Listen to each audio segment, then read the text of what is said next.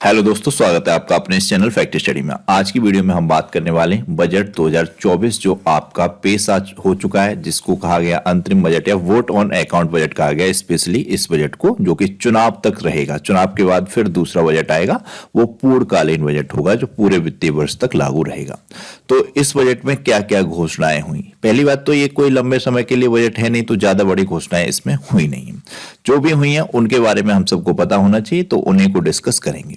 इस बजट के बाद ही प्रधानमंत्री मोदी जी की एक स्पीच आई। उन्होंने कहा कि 2047 के विकसित भारत की नींव को और ज्यादा मजबूत करता है ये वाला अंतरिम बजट या वोट ऑन अकाउंट बजट, और इसके लिए उन्होंने निर्मला सीतारमण और उनकी टीम को बधाई भी दी। उस स्पीच को मैंने सुना था।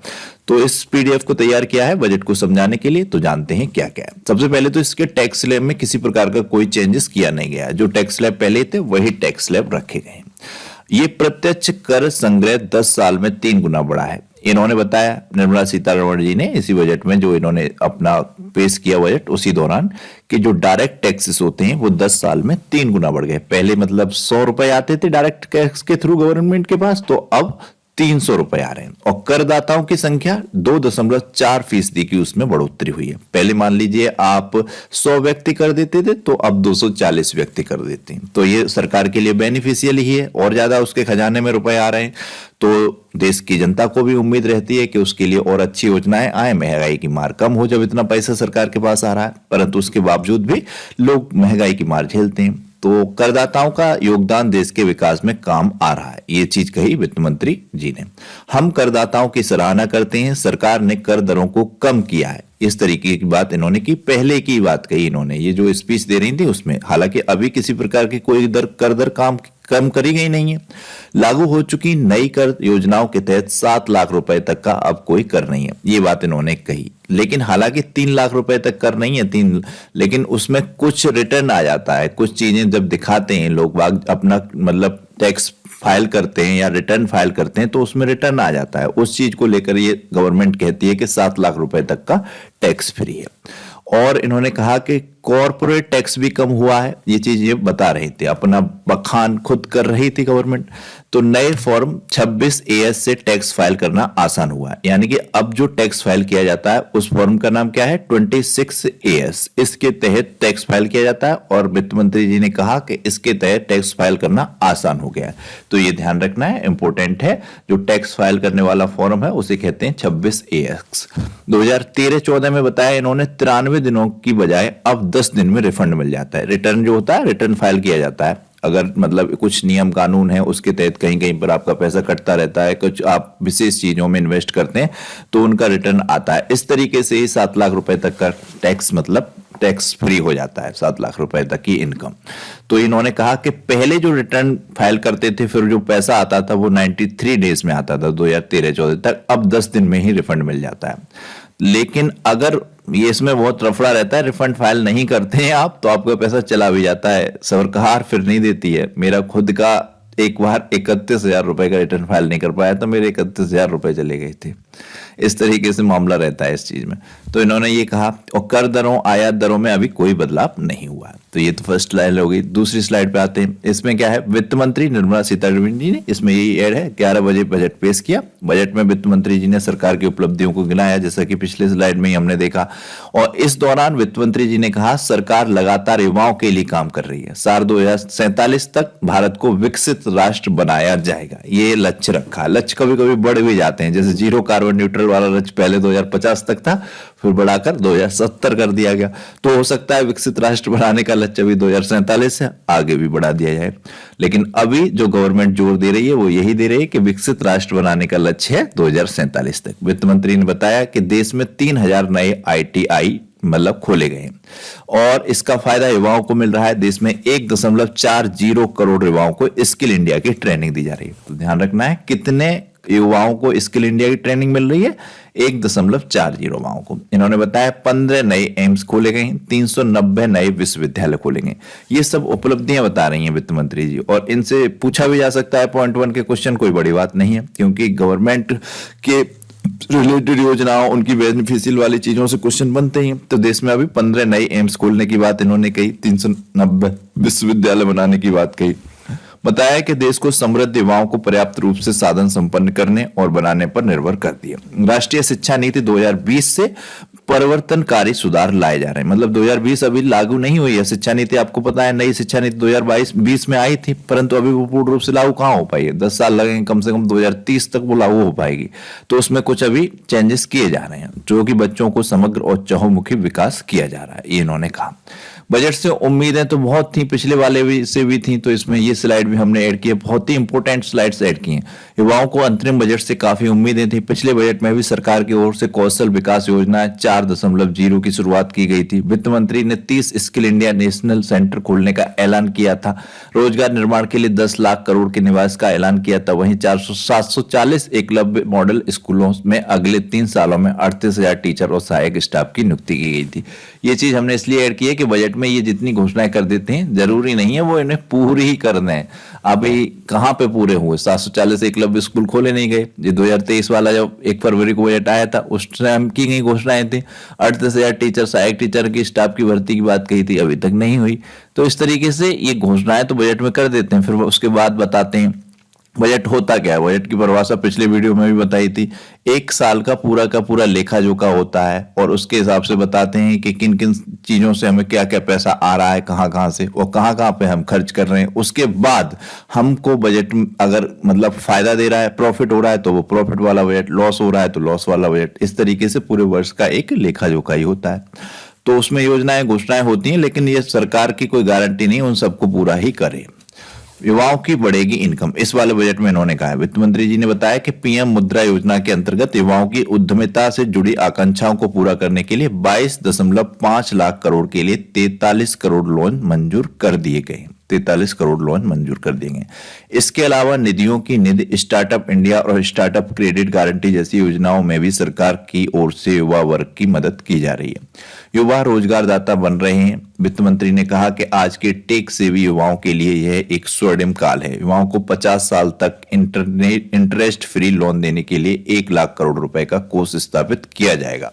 अभी जो अंतरिम बजट आया है या वोट ऑन अकाउंट बजट, इसमें इन्होंने घोषणा की है कि 50 साल तक इंटरेस्ट फ्री लोन देने के लिए 1 लाख करोड़ रुपए का कोष स्थापित किया जाएगा। अब ये पूरी कर पाते हो, घोषणाएं नहीं कर पाते हो, जो भी बजट में बताते हैं जिन चीजों को, परंतु आपके एग्जाम में तो उससे क्वेश्चन बनते ही हैं, तो ये आपको ध्यान रखना बहुत जरूरी है। तो युवाओं के लिए 50 साल तक इंटरेस्ट फ्री लोन के लिए 1 लाख करोड़ रुपए का कोष स्थापित करने की बात कही है इन्होंने। इससे निजी क्षेत्र को अनुसंधान बढ़ाने के लिए प्रोत्साहन मिलेगा। वहीं सरकार आत्मनिर्भरता को स्थापित करने के लिए सरकार रक्षा जरूरतों को ध्यान में रखते हुए डीप टेक टेक्नोलॉजी के लिए नई स्कीम लाएगी। डीप टेक टेक्नोलॉजी के लिए, तो ये ध्यान रखना है।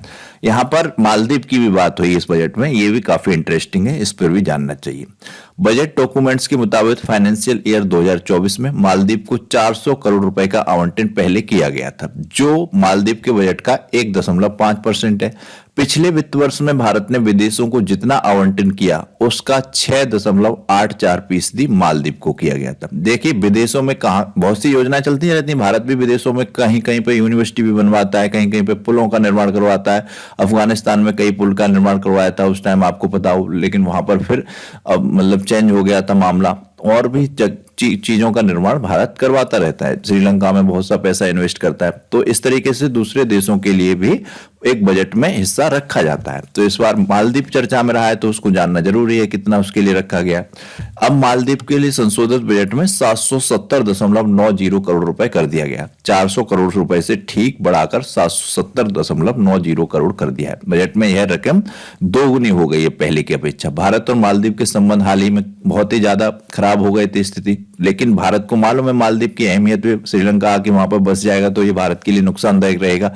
इसीलिए भारत ने कोशिश की है कि मालदीव से संबंध खराब ना हो, और मालदीव के लिए बजट भी बढ़ाकर दोगुना कर दिया है लगभग। तो आप सभी को ये मालूम होना चाहिए, काफी इंपॉर्टेंट है। मालदीव अरब सागर में स्थित एक द्वीपीय देश है जो भारत कई इंफ्रा प्रोजेक्ट वहां पर बना रहा है, आप सबको पता होना चाहिए। लेकिन अभी लक्षद्वीप में मोदी जी गए थे, वहां तस्वीरें पोस्ट की थी, उसके बाद मालदीव के कुछ मंत्रियों ने टीका टिप्पणी कर दी थी। उस टाइम माहौल ज्यादा गर्म आ गया था। मोइजू की आने के बाद ज्यादा स्थिति गड़बड़ हुई है, पहले सारा मामला ठीक था। तो ये मालदीव का बजट पूछा जा सकता है किसी भी एग्जाम में। तो ये अभी 770.90 करोड़ रुपए कर दिया गया है, 400 करोड़ रुपए से बढ़ाकर, तो ध्यान रखना है। यहाँ पर कुछ और योजनाओं के लिए विशेष तौर पर बजट आवंटन किया है, इनको जानते हैं। जैसे कि 1 करोड़ घरों को सौर ऊर्जा से मिलेगी मुफ्त बिजली। ये वाली योजना किसके लिए है? अभी जब प्रधानमंत्री जी राम मंदिर प्राण प्रतिष्ठा की थी 22 जनवरी को, उसके ठीक बाद जो पहला काम उन्होंने किया था सूर्योदय योजना, उस पर एक वीडियो भी किया था मैंने, उसी से संबंधित बजट आवंटित किया गया है। तो ये कितना किया गया है देखिए, रूफटॉप और सौर ऊर्जा में 1 करोड़ घरों को 300 यूनिट की मुफ्त बिजली हर महीने और सौर ऊर्जा के जरिए मिल पाएगी। 15 से 18 हजार रुपए की बचत होगी, इसमें बताया गया है।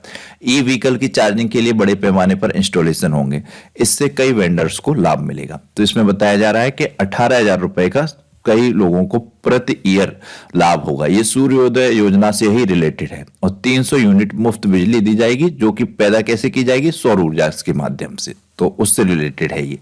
तो ये 1 करोड़ घरों को सौर ऊर्जा की बिजली मिलेगी, तो ये आपको ध्यान रखना है। गृह मंत्रालय को 2 लाख करोड़ रुपए से ज्यादा का बजट दिया गया है। गृह मंत्रालय को कितना बजट दिया गया है? अभी जो बजट पास हुआ है 1 फरवरी को, इसमें अंतरिम बजट 2024-25 में गृह मंत्रालय को 2 लाख करोड़ रुपए का बजट आवंटित किया गया है। यह आवंटन से ज्यादातर हिस्सा केंद्रीय बलों जैसे सीआरपीएफ और सीआरआईएफएस, बीएसएफ, इनको दिया जाएगा। तो 1,32,345 करोड़ रुपए पुलिस को भी मिलेंगे। इसमें से 37,277 करोड़ रुपए जम्मू कश्मीर को दिए जाएंगे, 37,277 करोड़ रुपए। तो ये आंकड़े ध्यान रखने हैं, इंपोर्टेंट हैं। सीबीआई को 928 करोड़ रुपए आवंटित किया गया है। गुरुवार को घोषित अंतरिम बजट में 2024-25 में केंद्रीय अन्वेषण ब्यूरो सीबीआई को 928.46 करोड़ रुपए आवंटित किया गया है, जो पिछले बजट की तुलना में 40.4 करोड़ रुपए कम है। केंद्रीय जांच एजेंसी ने 2023-24 के बजट अनुमान में 446.51 करोड़ रुपए आवंटित किए थे और इसे संशोधित करके 968.86 करोड़ रुपए कर दिए थे। तो ये ध्यान रखना है। कुछ योजनाओं से विशेष इंपोर्टेंट रहते हैं, तो उनको ध्यान रखना है। यहाँ पर मोटे अनाज की भी बात की गई। वित्त मंत्री जी ने मोटे अनाज को लेकर भी ऐलान किए। सीतारमण जी ने संसद में कहा था कि मोटे अनाज, जिसको श्री अन्न कहा जाता है, को भी बढ़ावा दिया जा रहा है। यह दुनिया में श्री अन्न के सबसे बड़े उत्पादक और दूसरे सबसे बड़े निर्यातक। वर्तमान में भारत श्री अन्न या मोटे अनाज का दुनिया में सबसे बड़ा उत्पादक है। 41% जितना भी श्री अन्न या मोटा अनाज उत्पादन होता है, उसका अकेला भारत 41% उत्पादन करता है। तो प्रथम नंबर पर है भारत। ये क्वेश्चन पूछा जा सकता है कि मोटे अनाजों में भारत की स्थिति क्या है दुनिया में उत्पादकता में, तो पहले नंबर पर है और निर्यातक में दूसरे नंबर पर है। छोटे किसानों ने नागरिकों की सेहत को मजबूत करने के लिए श्री अन्न उगाया है और बड़ी भूमिका निभाई है। उन्होंने घोषणा की कि सरकार कपास की प्रोडक्टिविटी बढ़ाने के लिए पब्लिक प्राइवेट पार्टनरशिप को भी बढ़ावा दे रही है। कपास की प्रोडक्टिविटी बढ़ाने के लिए public private partnership PPP model को बढ़ावा दे रही है। इससे किसान, सरकार और उद्योगों के साथ लाने में मदद मिलेगी। तो यहां पर ये श्री अन्न की भी बात की गई अंतरिम बजट 2024-25 में, ये ध्यान रखना है। और ये बहुत इंपोर्टेंट बन जाता है, क्वेश्चन पूछा जाए कि मोटे अनाजों में दुनिया में सबसे नंबर 1 उत्पादक देश, तो ये भारत है। 41% उत्पादन करता है। और आपको पता है भी होना चाहिए, मोटे अनाज का वर्ष 2023 को घोषित किया गया है। और इसमें बाजरा सबसे इंपोर्टेंट आता है। बाजरा, राई, ज्वार, ये सब मोटे अनाज में आते हैं। लेकिन क्वेश्चन बाजरा का पूछा जाए, भारत देश में सबसे ज्यादा उत्पादक राज्य कौन सा है, तो राजस्थान है। ये ध्यान रखने हैं क्वेश्चन। देखिए रक्षा बजट क्या है। रक्षा बजट को लेकर भी निर्मला सीतारमण ने बड़ी घोषणा की। अंतरिम बजट में रक्षा पर खर्च पिछले बजट के 5.94 लाख करोड़ रुपए से बढ़ाकर 6.25 लाख करोड़ रुपए कर दिया गया है। पहले बजट था रक्षा बजट 5.94 लाख करोड़ और अब बढ़ाकर 6.25 लाख करोड़ कर दिया गया है। फाइनेंशियल ईयर 2024 के बजट में रक्षा मंत्रालय को सबसे अधिक 5.94 लाख करोड़ रुपए आवंटित हुआ था, जो सरकार के कुल बजट के व्यय का लगभग 13.2% था। अब फाइनेंशियल ईयर 23 में सरकार ने 5.25 लाख करोड़ रुपए का बजट रखा था, जिसे संशोधित करके 5.85 कर दिया गया था।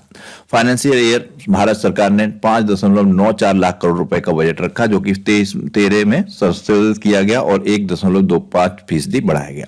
आपको मोटा मोटा यही ध्यान रखना है। आंकड़े तो बहुत सारे हैं। रक्षा बजट कितना कर दिया गया है? 5.94 लाख करोड़ रुपए से बढ़ाकर 6.25 लाख करोड़ कर दिया गया है। बस इतना ही इंपॉर्टेंट है इसमें। तो ये थी वीडियो, इसमें कुछ आंकड़े थे उसको भी हमने रखा, तो आप इसमें ये ध्यान रखिएगा। देखिए बहुत ही इंपोर्टेंट को एक बार फिर से बता देते हैं। जैसे रक्षा बजट बढ़ाया गया है 5.94 से 6.25। मोटे अनाज पर बात की गई है, दुनिया का सबसे बड़ा उत्पादक भारत देश है और दूसरा निर्यातक भी है। तो श्री अन्न वर्ष की बात हुई है तो इससे रिलेटेड क्वेश्चन बन सकता है, जैसे कि मोटे अनाज का वर्ष 2023, राजस्थान इसमें पहले नंबर पर आता है राज्य में। सीबीआई को आवंटित किया गया है 928 करोड़ रुपए। गृह मंत्रालय ने 2 लाख करोड़ रुपए से ज्यादा का बजट मिला है। गृह मंत्रालय को सबसे ज्यादा बजट 2 लाख करोड़ रुपए से ज्यादा का बजट इसमें बताया जा रहा है मंत्रालयों में, तो ये ध्यान रखना है। और सौर ऊर्जा में बात हुई तो 1 करोड़ घरों पर सौर ऊर्जा लगाई जाएगी। सौर ऊर्जा के माध्यम से 300 यूनिट बिजली फ्री दी जाएगी, जिससे कि 18,000 रुपए तक का लाभ होगा वार्षिक। मालदीव को दिया गया है जो बजट, वो ध्यान रखना है 770.90 करोड़, पहले था 400 करोड़। ये कुछ पॉइंट हैं, इनको ध्यान रखिएगा। ये सारे पॉइंट हमने बताई दिए। युवाओं को 50 साल तक मतलब इंटरेस्ट फ्री लोन देने की बात की गई है। 1 लाख करोड़ रुपए का कोर्स उसके लिए स्थापित किया जाएगा। ये कुछ पॉइंट हैं विशेष तौर पर, और तो ज्यादा चीजें हैं नहीं। जो चीजें थी शुरुआत में बता दी, एक कौन से फाइल किया जाता है किस तरीके से। तो यही था आज का वीडियो। आपको ये वीडियो कैसा लगा कमेंट बॉक्स में बताइएगा। क्वेश्चन है एक, भारत में सबसे ज्यादा बार बजट पेश करने का रिकॉर्ड किसके नाम है? वेरी इंपॉर्टेंट क्वेश्चन है, आंसर कीजिएगा। वीडियो को लाइक और शेयर कीजिएगा, चैनल को सब्सक्राइब कीजिएगा, बेल आइकन को प्रेस कीजिएगा। Thank you so much.